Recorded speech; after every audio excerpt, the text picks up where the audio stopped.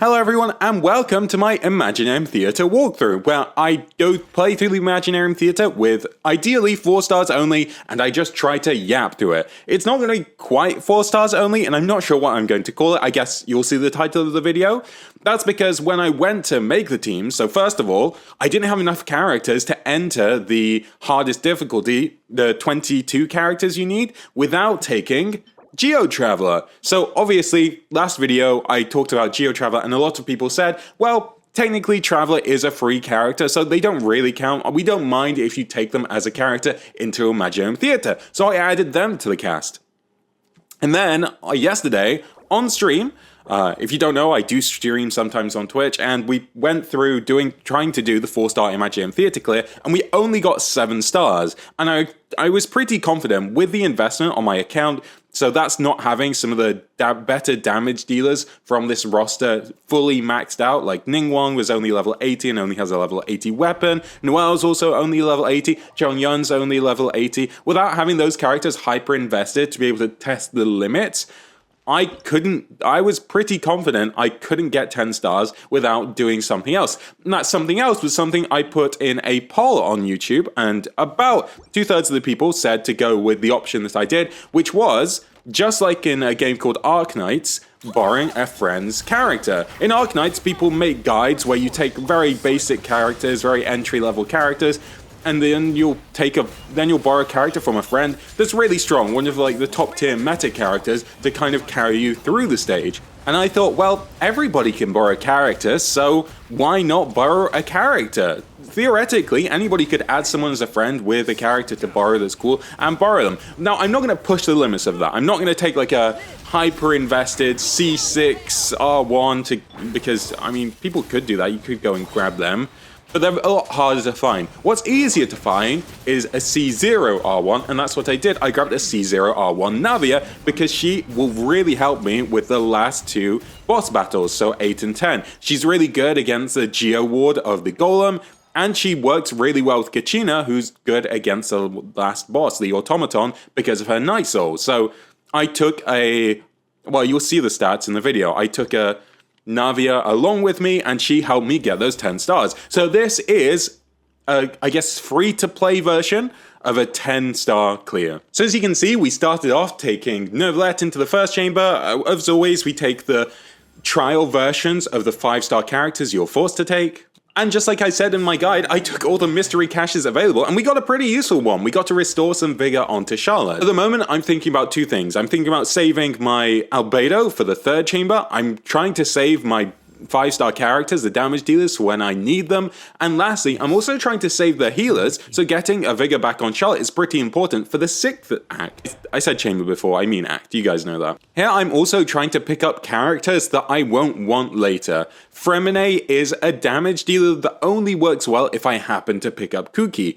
I did manage to fight this stage using Albedo and a Fremine team, and Fremine is pretty invested, so he does a lot of damage. Okay, well, I just realized Fremine is on a 5-star weapon as I'm rewatching this, but that doesn't really matter because I don't use Fremine's damage almost at all this run. Either way, I decided to use my last use of Neuvillette and have him as the main damage dealer for this stage. When you're fighting these Primus breaches, I think they're called, if you apply Osea or Numa, I can't remember, whatever the gold one is, I think it's Osea, that will instantly break their shield. So Neuvillette's skill is really good at doing that. Not that it causes them to take more damage, it just means that they won't hit you as much.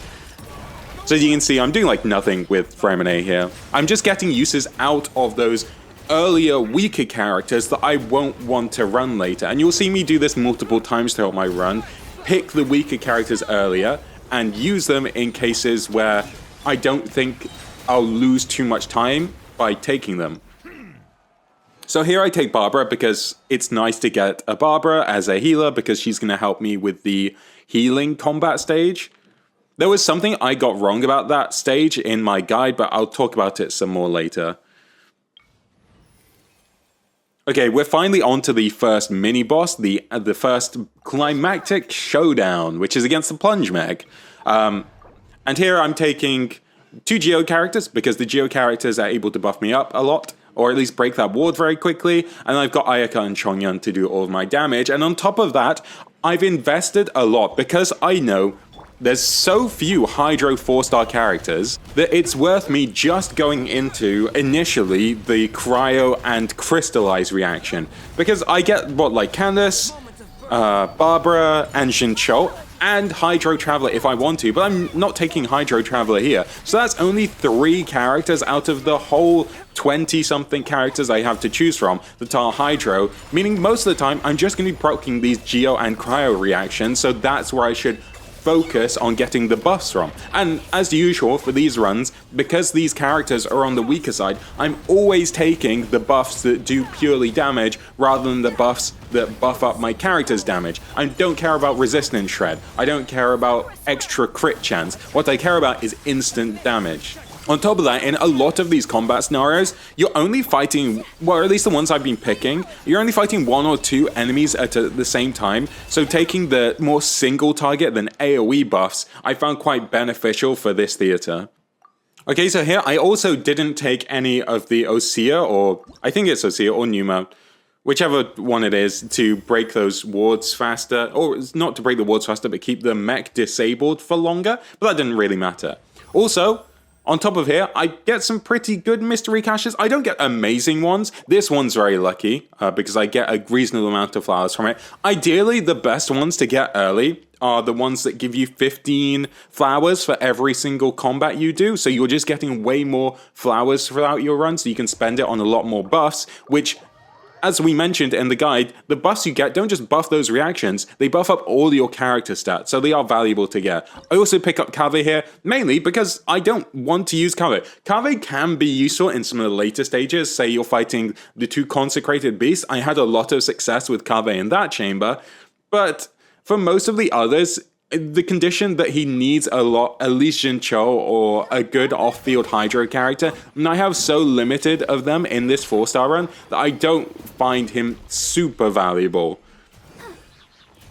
And in this chamber, I get pretty lucky and we get one of the single target enemies. And so, for 3 minutes, I'm just going to chill on Barbara and I kind of test dodging in different ways. As you can see, I start off by doing this mechanic where if you stand behind these avatars of lava, they can't attack you unless they're facing you.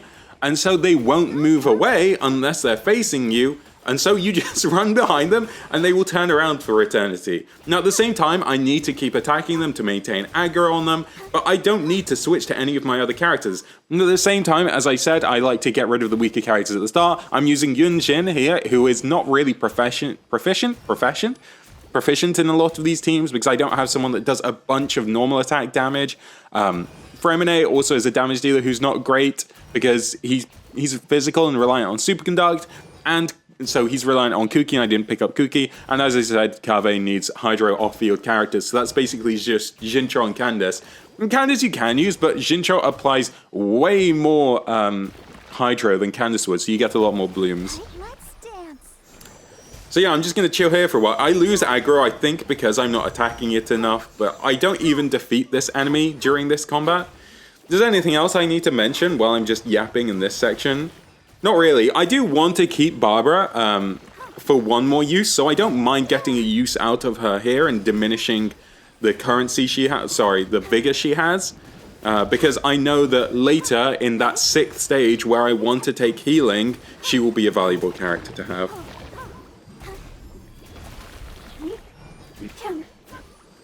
What else? I could yap about what else can I yap about relative to theater that's important to know that I didn't really talk about in my video?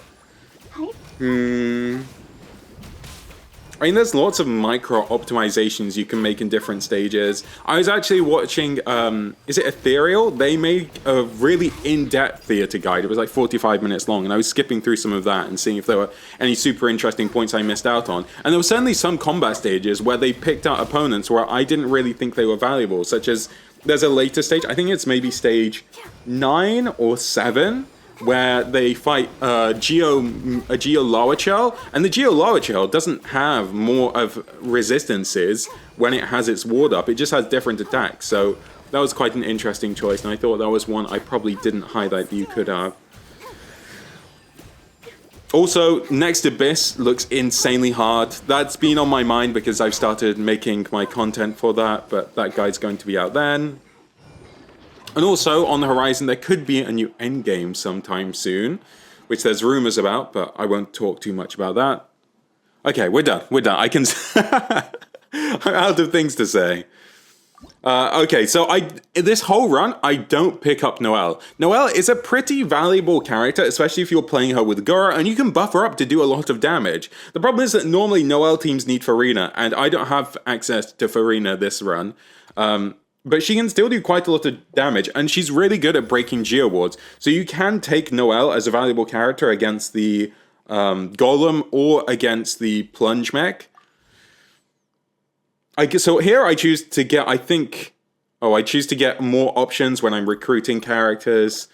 And at this point, I have a reasonable amount of currency, and there's not really any opponents I really care about facing. So it wouldn't be unreasonable for me to go and take some of the other buffs, the alternate buffs. But I prefer to make sure I've got a roster of characters that I'm pretty happy with. I think at this stage, I decide... because it's more likely as you go through the stages that you'll get more value from mystery caches. Or at least that's how I think it. I did test playing the first chamber over and over, the first act over and over and over, about 20 times, 30 times, seeing if I could get mystery caches with really valuable rewards in them. But it seems like the earlier stages, or at least some stages, are locked to having less valuable mystery caches.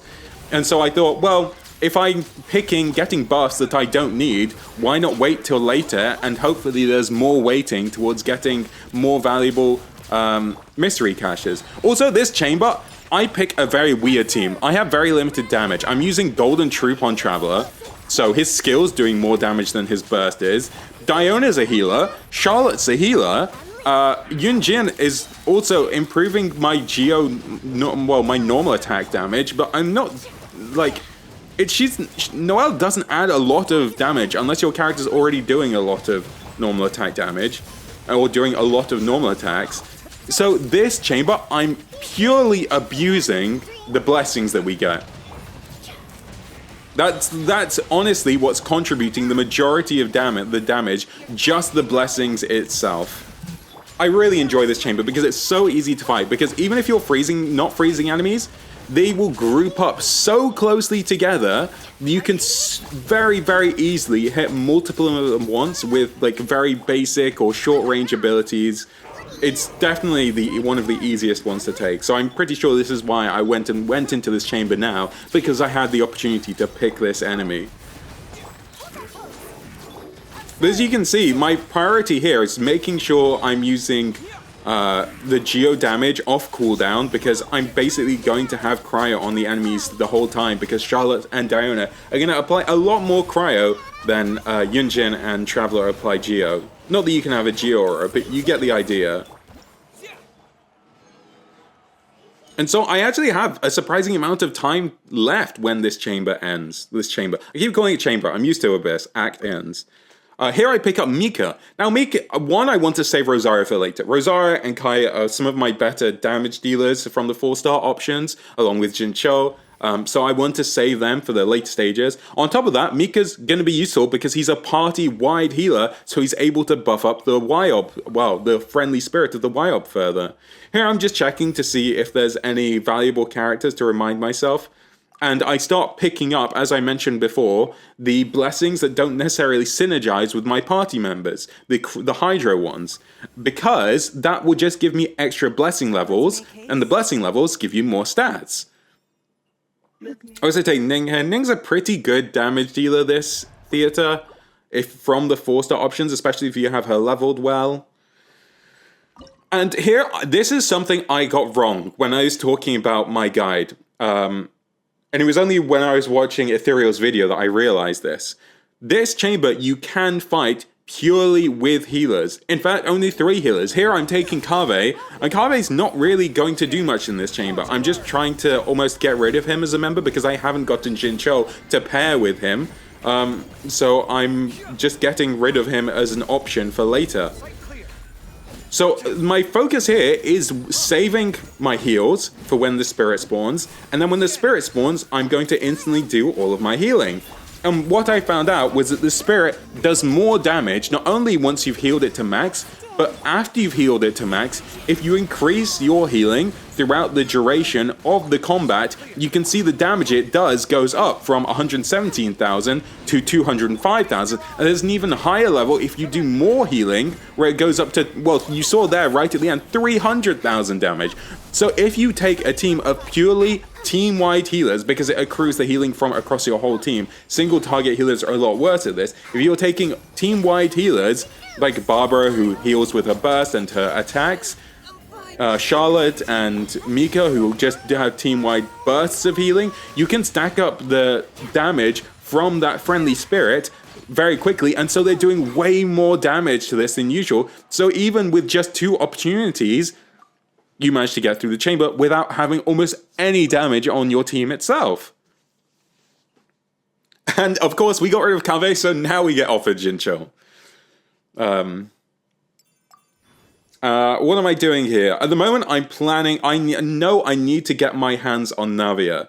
Because, or at least, we need to start prepping teams for these final few chambers. I don't have Rosario, I don't have Kaya, and I don't have Navia, who are the characters I really want to save for these boss fights. So I need to get my hands on some more characters. So that's what I do. But here, I pick up Layla, because Layla is a pretty good cryo applier. So if I'm going to be abusing the blessings to get the most damage out of them in these stages, I'll do that. And then I get a mystery cache. And this was phenomenal, because this mystery cache gave me a charge on Nervalet, which is crazy valuable. Nervalet is definitely one of, if not the best, like starting opening character you get. Even with the fact that he has limited reactions he can trigger, so his buffs aren't as good. The fact that he's so easily able to hit multiple enemies is like, I talked about this in the guide, how those mystery caches can completely revolutionize your run if you get a charge back on one of your strongest characters. And luckily, this is a great example of that. So maybe this is just a lucky run. Maybe I wouldn't have been able to do this. Maybe this is a once in 100 runs. But I'm pretty confident that I would have been able to manage otherwise. In fact, I end the run with a charge still on Ayaka. So here, I'll show off the power of, first of all, Layla's cryo application, but also Ningguang's damage. So I'm taking Kachina because I know I only need 1 charge on Kachina for the final combat. I mean, I could have used her in the next boss, but I know that I need a reasonable amount of damage against these enemies, and Kachina's gonna buff up Ningguang's damage by quite a reasonable amount. That 40% extra damage is not bad, it's nothing to laugh at. Mika's here, I'm using his abilities just to charge up, he doesn't really apply much elements, I'm just using it to get more energy. And then my focus is, as soon as these things spawn, Ningguang's actually really great at breaking these nodes because her normal attacks have 2 hits to them, so she breaks them really quickly. As soon as I've got this node, I go over and fight this enemy. I do some jumps on Kachina because I fat finger them. You don't really need to do that. And I finish off one of them, and then we get the extra hits on Ning. Ning's doing so much damage in these chambers, and we're getting all the cryo application from Ningguang and Layla, so we're getting all of those buffs simultaneously. And because I have a limited amount of characters to pick from at this stage, we're only offered valuable characters. Now here I get the buff that gives me 50 more Fantasia Flowers. Doesn't really end up doing too much. We're doing 3 more combats, that's 45 extra flowers. And again here I'm picking Kaya because I know I'm coming up against valuable combats. Goro would have been good if I'd have gotten Noelle earlier, but the later stages I don't have the investment in Noelle to make Goro and Noelle a really strong team. I mean, Goro and Noelle could be good against this chamber, but that means I'd have also had to get Noelle alongside Goro, and I don't think I had the currency to do that. So as we said, Navia, I picked her for 2 reasons. One, she's good, very good against the golem, so I want to take her here. We want some extra cryo application, so I take 2 of my weaker cryo characters because this is an early chamber. Navia should still be plenty of damage on her own. And I take Yunjin as well, who's not really going to be providing too much damage. She does help a little bit. She also doesn't really help with the Geo application, but luckily, because this enemy has a big Geo ward on it, whenever those cryo characters are proccing crystallizes, that's contributing towards generating the crystallizes that Navia needs for the extra damage. Oh, I think I make a bit of a mistake in using all the abilities at the start. Luckily, everybody's got Favonius weapons, and so it's pretty easy to charge them back up. I should probably talk about builds a little bit as well. Favonius weapons 1 are incredibly useful as they're universal on supports. Even if they're just level 1, the characters themselves don't need a crazy amount of energy recharge, and if you have enough crit rate, as long as you're funneling energy to the damage dealers that matter, it helps out so much. On top of that, using universal sets on characters as universal buffing sets like Noblesse, Tenacity over the Millilith for those that do their skill damage often, like Layla and Kuki is pretty important. Diana's using, I think, Song of Days Past, which is the healing artifact set that just buffs up damage instances. So using sets that are kind of universally useful on these supports is very important. Of course, Noblesse isn't, like, attack buffing sets aren't as valuable this theater because of you having more Hydro characters, meaning you have more HP scaling, but there's not as many HP scaling 4-star characters, so that doesn't matter as much for me. Here I start getting some more of the other buffs to get my blessing level even higher, so I get more stats overall, and that is actually going to make a big difference later on. Here I'm looking to grab more characters, but it's also a bit risky. Here I'm looking to get more blessing levels, but it's a bit risky because I'm refreshing the enemies I'm fighting against. And I had some really great options here before, and now I don't have as many great options. So luckily, I get the lower Churl here that I mentioned earlier. Lower Churl, Meter Churl. So I decide to fight it, and we'll see in this fight. As we said, this guy has no big resistances. And in these floor 9, act 9 fights, you only need to focus down one enemy. And here I use Nervlet, because I got my Nervlet charge back. I could have used Ayaka. I think she'd have been perfectly competent here as well. But because we have multiple reactions, we've got 2 reactions going, and I'm also using some of my better damage dealers. I'm using Kaya and Rosaria here because I know we've only got 2 chambers left, 2 acts left, and so it doesn't matter if they only have 2 charges left. I do use Ningguang here a little bit for breaking the ward because that will make its attacks a little less aggressive, but I think that was probably kind of unnecessary in retrospect. The bigger reward for breaking that ward would have been that I would have got some geo application, or at least for using Navia, but because it's already got a ward on it, we're already getting those geo reactions. On top of that, all those blessings I got for the extra reactions come in valuable here, and I do it with 2 seconds to spare. Of course, we're getting 15 extra from the mystery cache we got earlier. And it doesn't really matter which character I pick here because we're on the final combat stage. So I'm just going to spend my currency on getting some blessings, so some extra stats, because we already know the team we're taking. We're definitely going to take Navia, we're going to take Kachina, and then 2 fill characters that do good off-field damage. Now, I did try this chamber the first time, this act, taking Jincho instead of, I think, Rosaria, so I could get more Hydra application, but I was getting stunted amounts of crystallizers because what was happening was I was applying a good amount of cryo and a good amount of hydro, and that was freezing the enemy, but then both the cryo and the hydro would disappear off the enemy, so I got less crystallizers overall. Now, I'm not sure, in retrospect, if Kachina herself makes a big difference here. I think even if you didn't bring Kachina and use her skill right away to get to this main mechanic, whether you would hit the main mechanic multiple times within... Well, I don't hit it multiple times, right? And so if you're going for the star, I don't think bringing Kachina makes a difference because you will end up meeting that this mechanic at least once in the combat. I don't know if you get it in time. You'd probably meet it about now. So I don't know if you get full uptime on the damage, but I try to get as much damage as I can during that vulnerability phase, and I make sure to stack up Navia's crystallizers, so as soon as that phase is entered, I have all the damage I can. And then this gets really tight. This gets very close. I'm like, okay, 1 second to go, I'll pause it. But the chamber was already dead by the time I paused it, so we ended it, and that was it. That's 10 stars. We're all done. If you have any questions, as usual, feel free to ask away, and I'll let the credits roll here. It'll probably just... I'll speed up the credits. But this was really difficult. This is a very difficult Imaginarium Theater for 4 stars because of the limited amount of units I had access to, meaning I got less blessing levels, I had less invested characters, damage on them. I don't know if for the next Imaginarium Theater I'll need to borrow a unit, but we'll find out when we get there. And I hope you enjoyed this. If you have any more feedback, as always, put it in the comments, and I'll see you next time. Bye-bye!